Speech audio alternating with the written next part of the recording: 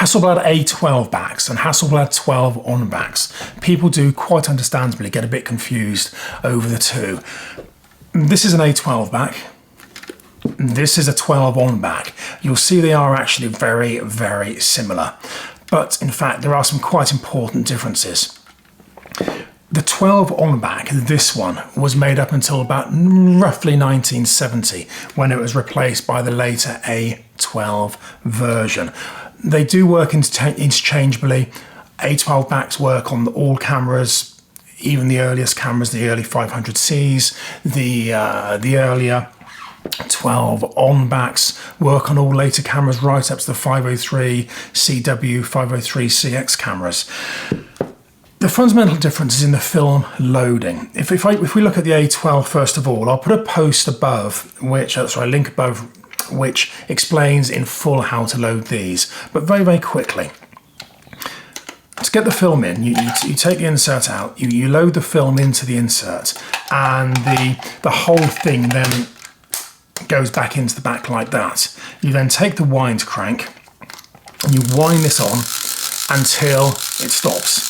When it stops, you'll have a little 1 there, which shows you that the film is now correctly aligned within the back to go onto the camera, and away you go.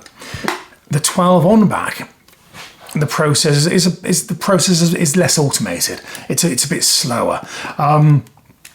In this case, you take the insert out and you load the film into the insert in a very similar way. You then put the insert back into the back itself, and you now have to advance to the first frame.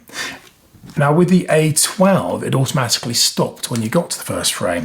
With the 12 on, you fold down this little flap at the back, and you look through that little hole. And that little hole allows you to see the backing paper of the film. Here's a standard 120 film. If I just unwrap this, you'll see, as I get through, the backing paper is actually numbered. 1, 2, 3, 4, 5, all the way through to the end of the film. And when you have the film in the back, you turn this little crank here, and that pulls the film through the back. And as soon as you get to number 1, looking through the window, you stop. You then take this little key here and you turn it backwards.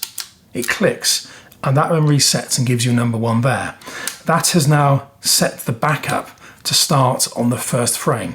You now put this on the camera in exactly the same way as you would with the A12, and you take your 12 frames. And just as with the A12, once you've finished your 12 frames, you just use this little key on the back again, just to carry on winding until you've wound it off the spool. You can open the back and then send it off for development.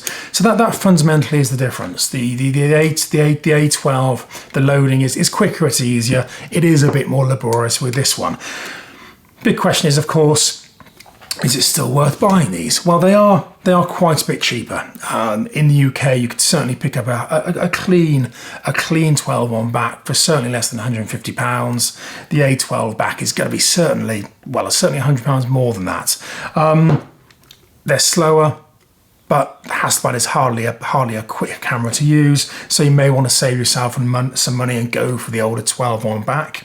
The only thing I would caution is that because they are older, they are more likely to be unreliable. There's a strong chance they will need to be serviced, so just keep an eye on that. I hope you found that useful.